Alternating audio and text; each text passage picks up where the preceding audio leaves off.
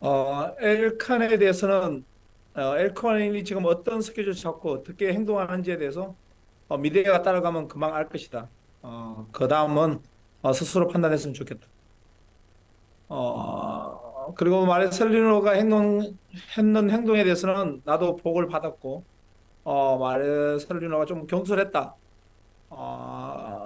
그 부분에 있어서도 내가 마르셀리노한테 좀 더 인성적으로 조언을 해줬어야 되는데 못해준 부분은 나 또한 잘못이 있기 때문에 그런 부분에 있어서는 우리 팬들이나 모든 분들한테 좀 죄송하게 생각하고 있고 앞으로도 마르셀로나도 그런 부분에 있어서는 너무 경솔하게 행동을 안 했으면 좋겠다는 게 내 기본적인 생각이다. 우리는 팬들이 우리를 응원해주고 있고 국민들이 우리를 응원해주고 있기 때문에 우리가 여기까지 왔다고 나는 생각하고 있다.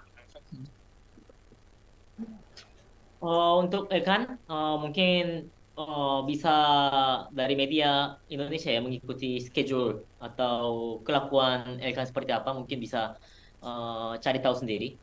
Dan setelah itu yang mungkin bisa dilihat sendiri ya, maksudnya Elkan bagaimana.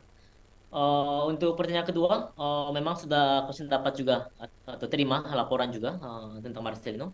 Memang Coach melihat ada apa ya kesalahan dari Marcelino juga.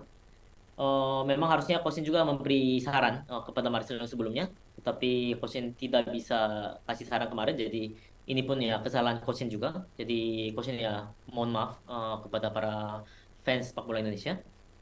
Harusnya Marcelo tidak begitu ya, mungkin kepada masyarakat Indonesia.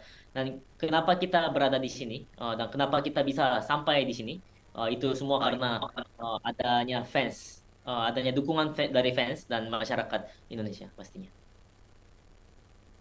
Baik.